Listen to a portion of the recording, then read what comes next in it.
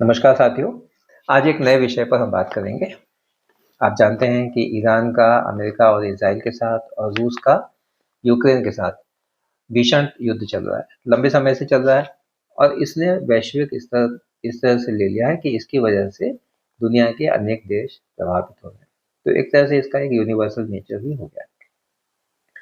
मिसाइलों और ड्रोन के माध्यम से युद्ध में आप जानते हैं कि हजारों टन एक्सप्लोसिव दुश्मन देशों में गिराया जाता है, जिसकी वजह से जान माल का नुकसान हो रहा है। वैश्विक जो अर्थव्यवस्था है वो धराशायी हो रही है, रोजगार का संकट पैदा हो गया है, सप्लाई चेन भी डिस्टर्ब हो गई है और बुरी तरह से डिस्टर्ब हो गई है। आप देख ही रहे होंगे कि किस प्रकार से भारत ही नहीं, अनेक देशों में गैस, पेट्रोल, डीजल और अलग जो पेट्रोलियम प्रोडक्ट्स हैं उनकी दिक्कत पैदा हो गई है और पेट्रोल और डीजल और गैस के लिए तो लंबी कतारें भी देखी जा रही हैं। लेकिन क्या युद्ध का असर इन सब पैरामीटर के अलावा पर्यावरण के ऊपर भी पड़ता है? जब युद्ध से जुड़े अनेक पहलुओं पर डिस्कशन होता है, चर्चा होती है, तो वार और एनवायरनमेंट, युद्ध और पर्यावरण के ऊपर भी चर्चा होना चाहिए, क्योंकि पर्यावरण भी हमारे जीवन का अति आवश्यक एक हिस्सा है। तो युद्ध से होने वाले एनवायरमेंटल डैमेज पर भी बात होना चाहिए। आज की हमारी जो चर्चा है इसी के ऊपर फोकस्ड है। आपसे रिक्वेस्ट है कि ये जो वीडियो है इसे लाइक और कमेंट करें, साथ में इसको शेयर भी करें। आप कमेंट करते हैं तो इसके माध्यम से एक फ्रूटफुल डिस्कशन कंटिन्यू रहता है। तो आज की जो हमारी चर्चा है वो पर्यावरण के इसी और जो युद्ध से जुड़े हुए मुद्दे उसके ऊपर केंद्रित है। जो एनवायरनमेंट है या पर्यावरण बायोलॉजिकल, केमिकल और फिजिकल फैक्टर्स का आप जानते हैं कि एक कॉम्प्लेक्स सिस्टम है जो कि जीवित और अजीवित यानी बायोटिक और एबायोटिक दोनों जो इकोसिस्टम है उनको प्रभावित करता है। किसी भी युद्ध में जो एक्सप्लोसिव्स हैं वो ब्लास्ट का उनके जो ब्लास्ट हैं उसकी वजह से सबसे ज़्यादा डैमेज होता है। ये भारी मात्रा में इस्तेमाल किए जाते हैं। तो ये जो टेबल है इसको यदि आप देखें तो जो मिसाइल हैं जो कि इन वारहेड्स को, जो कि एक्सप्लोसिव्स होते हैं, उनको कैरी करते हैं, वो किस तरह से और कितनी मात्रा में एक्सप्लोसिव कैरी करते हैं। ये इसलिए आवश्यक है क्योंकि तभी हम समझ पाएंगे कि जो एक्सप्लोसिव है उनकी क्वांटिटी कितनी ज़्यादा है और वो कितना डैमेज कर सकते हैं। तो जो हैवी हैवी बैलिस्टिक मिसाइल्स हैं उनमें 750 से 1000 केजी तक का एक्सप्लोसिव वो कैरी करते हैं। और इनका यूज़ कहाँ करते हैं? जो स्ट्रेटेजिक इंफ्रास्ट्रक्चर हैं जो कि युद्ध के हिसाब से बहुत महत्वपूर्ण है, उनको नुकसान पहुंचाना, तो उसके लिए इसका इस्तेमाल ज़्यादा किया जाता है। जैसे ईरान का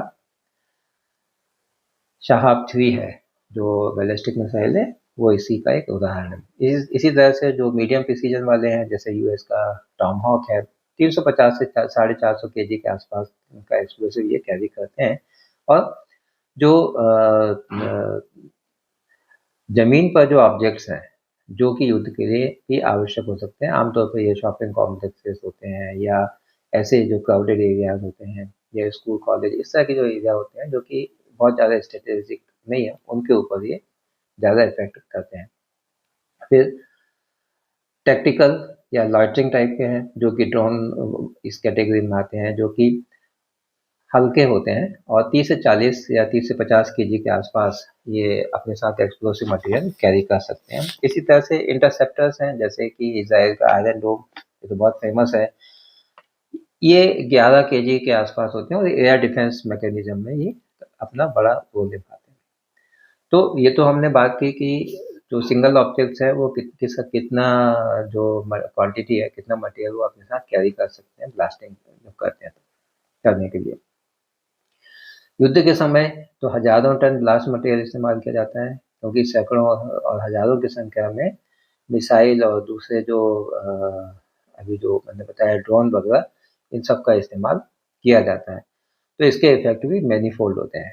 जो एक्सप्लोसिव मटेरियल की टॉक्सिसिटी यानी उसमें जितना विषैलापन है या जितनी उसकी विषाक्तता है उसके ऊपर डिपेंड करता है। ब्लास्टिंग के समय जो डिस्ट्रक्शन होता है उसका जो प्रभाव है वो लंबे समय तक रहता है और इस पे डिपेंड करता है कि उसमें केमिकल किस तरह के हैं।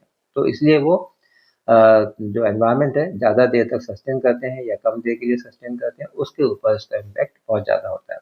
तो यहाँ पर आपको दिख रहे होंगे जो टेबल आपके सामने है कि ये जो केमिकल्स हैं वो किस तरह का नुकसान पहुंचाते हैं।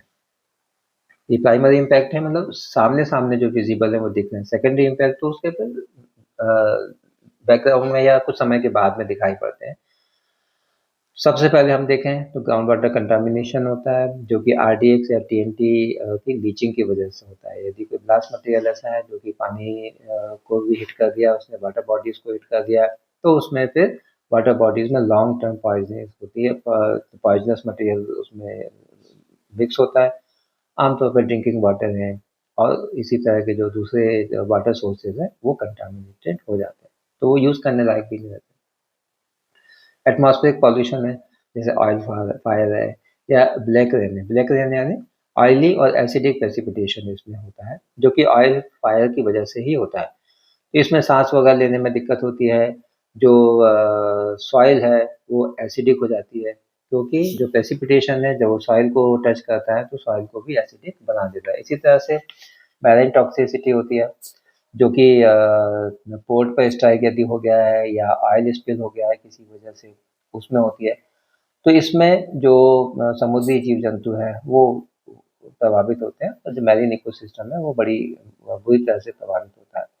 इसका एक असर ये होता है कि जो कि सी फूड है वो कंटामिनेटेड हो जाता है, वो उपयोग करने के लायक नहीं रहता है। इसी तरह से सॉइल डिग्रेडेशन होता है, क्योंकि जो ब्लास्ट मटेरियल होता है उसमें हैवी मेटल्स होते हैं, और इसके अलावा जो अनएक्सप्लोडेड ऑर्डिनेंस है यानी बॉम्ब शेल एक्सेट्रा है वो भी नुकसान पहुंचाते हैं। तो इससे सॉइल डिग्रेडेशन होता है, एग्रीकल्चर प्रोडक्टिविटी अफेक्ट होती है, और फूड चेन भी कंटामिनेट हो जाती है।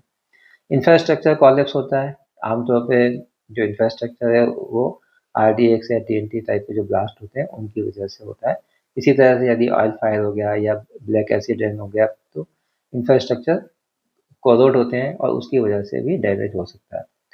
तो आमतौर पे देखा गया है कि जो अनट्रीटेड सीवेज है या केमिकल रन ऑफ है उसको ये ज़्यादा प्रभावित करते हैं। इसके अलावा जब कॉलेप्स होता है इंफ्रास्ट्रक्चर तो जो डस्ट और जो पार्टिकुलेट मैटर जनरेट होते हैं वो भी एटमॉस्फेयर में काफ़ी समय तक सस्पेंडेड कंडीशन में रहते हैं, और वो भी जो लोकल पॉपुलेशन है उसको नुकसान पहुंचाते हैं, सांस वगैरह लेने में या जो दूसरे हेल्थ इश्यूज हैं वो क्रिएट होते हैं।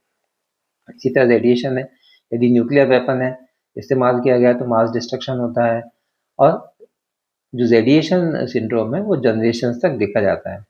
तो इसी तरह इसका सबसे जो अच्छा उदाहरण है वो 1991 के गल्फ वार में दिखाई दिया, जब इराक ने कुवैत के 500 से भी ज़्यादा जो ऑयल वेल्स हैं उनको ब्लास्ट किया। विकिपीडिया के हिसाब से तो यह संख्या 600 से भी ऊपर है, लेकिन 500 हम मान के चलते हैं। इसकी वजह से जो आग लगी उसे बुझाने में करीब करीब 9 महीने से ज़्यादा का समय उसमें लगा, और मिलिट्री हिस्ट्री की ये सबसे बड़ी जो है मतलब घटना मानी जाती है, और जिसकी वजह से पर्यावरण को वहाँ पर बहुत ज़्यादा नुकसान भी हुआ। कुवैत में तो ऑयल की बड़ी बड़ी झीलें भी बन गई थी। क्रूड की बर्निंग से भारी संख्या में sulphur dioxide, nitrogen oxide, particulate matter, carbon dioxide निकलते हैं। और ऐसा एक एस्टीमेट है कि गल्फ ऑयल वेल बर्निंग से कार्बन डाइऑक्साइड जो जनरेट हुई वो टोटल ग्लोबल एंथ्रोपोजेनिक यानी जो मानव निर्मित कार्बन डाइऑक्साइड होती है उसका 3% के आसपास था। और अभी हाल ही में देखा हमने कि तेहरान में भी ऑयल डिपो पर जब हमला किया गया तो शहर पर कुछ समय के लिए काले धुएं का जो है बादल बन गया था, और पूरा शहर काले धुएं के आगोश में आ गया, जिसकी वजह से लोगों को वहां पर सांस वगैरह लेने में भी दिक्कतों का सामना करना पड़ा। युद्ध में आपको टेबल में भी बताया लाइट पॉल्यूशन होता है। ये जो प्रदूषण है वो तेल के फैलाव यानी ऑयल स्पिल के कारण होता है। इसकी वजह से इसकी वजह क्या है, जब युद्ध पोतों को निशाना बनाया जाता है, ऑयल टैंकर्स को ब्लास्ट करके नष्ट किया जाता है, तो उसकी वजह से जो समुद्र की सतह है, पानी के ऊपर जो तेल फैल जाता है, उसकी वजह से ये नुकसान होता है। 1991 के कुवैत और इराक के जो गल्फ वार ऑयल स्पिल है, तो उसकी जो स्टडीज़ हैं पोस्ट वार जो स्टडीज़ हुई उसमें ये मालूम हुआ कि कुवैत का करीब 700 किलोमीटर की जो कोस्ट लाइन है वो थिक स्लज के कारण खराब हो गई थी। क्यों खराब हो गई थी? क्योंकि कोस्ट को साफ करने के लिए स्ट्रॉन्ग टाइड्स बन नहीं पा रही थी। इसी तरह से जो मैनग्रोव स्वयम्स हैं वो डिस्ट्रॉय हो गए, जिसकी वजह से मैरीन लाइफ डिस्टर्ब हो गई। लोकल फिशिंग इंडस्ट्री कोलैप्स हो गई, क्योंकि कंटामिनेशन के कारण जो फिशेस की डेथ हुई उसकी वजह से लोकल जो फिशिंग है वो काफ़ी प्रभावित हुई। वर्ल्ड कंजर्वेशन मॉनिटरिंग सेंटर के हिसाब के मुताबिक 10,000 टन फिश ह्यूमन कंजम्पशन के लिए अनफिट हो गई थी, और 30,000 के करीब बर्ड्स अफेक्टेड हुई। कोरल रीफ के ऊपर भी उस ऑयल स्पिल का इफेक्ट हुआ था। ये एक चित्र भी है उसी समय का, जो आप देख सकते हैं। यहाँ पर स्पेसिफिक पॉल्यूटेंट्स भी हैं जो ब्लास्टिंग मटेरियल में पाए जाते हैं, और वो भी जो पर्यावरण है उसको नुकसान पहुंचाते हैं। जैसे कि आप देख रहे होंगे कि लेड है, ये जो है सॉइल को ख़राब करता है, और इससे होने वाली जो बीमारियां हैं वो हमारे जो ब्रेन को डैमेज करती हैं। खास तौर से बच्चों को एनीमिया और किडनी के डैमेज भी हो सकते हैं। इसी तरह से आर्सेनिक है, जो कि ग्राउंड वाटर को कंटामिनेटेड करता है, जो बीज हैं उनके जर्मिनेशन को रोकता है, तो प्लांट की ग्रोथ भी अफेक्ट होती है। ये भी कैंसर से जुड़ा हुआ है। इसकी वजह से भी न्यूरोलॉजिकल और शरीर में कई जगह पर कई अंगों में कैंसर की समस्याएं भी पैदा हो सकती हैं। इसी तरह से जो टीएनटी है, सबसे ज़्यादा इस्तेमाल ब्लास्टिंग में इसी का होता है। इसकी वजह से क्या होता है, ये सॉइल में बहुत जल्दी मोबाइल हो जाता है, मतलब मिक्स हो जाता है। ये ग्राउंड वाटर को भी अफेक्ट करता है, टॉक्सिसिटी को बढ़ाता है। इससे लीवर डैमेज है, और शरीर में जो है ना दूसरी तरह के जो बीमारियां हैं उनको पैदा करता है, जो कि कैंसर्स भी हैं और ब्लड डिसऑर्डर्स भी क्रिएट करता है। इसी तरह से वाइट फास्फोरस है, ये वातावरण के संपर्क में आके जलने लगता है, जिसकी वजह से स्किन डिजीजेज वगैरह बहुत ज़्यादा होती हैं, शरीर जलने भी लगता है, सांस लेने में भी समस्याएं आती है। इसी तरह से डीजल वगैरह जो है फ्यूल हाइड्रोकार्बन्स हैं, ये सेचुरेटेड सॉइल पे यदि है तो उसमें ऑक्सीजन फ्लो को प्रिवेंट करते हैं, उसकी वजह से प्लांट की ग्रोथ भी अफेक्टेड होती है। और ये जनरल टॉक्सिसिटी है, बहुत लंबे समय तक नहीं रहती, लेकिन ये इमीडिएटली तो सॉइल को खराब करती है। अमोनिया है इसी तरह से, जो कि आँखों को और साँसों में दिक्कतें पैदा करती हैं। तो ये तो है कि किस तरह से जो पॉल्यूटेंट्स हैं, जो युद्ध के समय ब्लास्टिंग और एक्सप्लोसिव की वजह से होते हैं, जो हमारे एटमॉस्फेयर को नुकसान करते हैं, और जो जीव जंतु हैं उनको भी किस तरह से प्रभावित करते हैं। तो उम्मीद तो ये करें इतना समझने के बाद, जो हम देख रहे हैं कि ये जो डिस्ट्रक्शंस है उसकी वजह से जो डैमेजेस हो रहे हैं, तो उम्मीद तो हम ये करें कि ईरान, अमेरिका और इसराइल के बीच चल रहे युद्ध के कारण कोई इन्वायरमेंटल क्राइसिस पैदा ना हो। इवन रशिया और यूक्रेन का युद्ध भी चल रहा है, उसकी वजह से भी ऐसा ना हो कि स्ट्रेस्ड कंडीशन में कोई ऐसी बात हो जिसकी वजह से डैमेजेस बहुत ज़्यादा हो।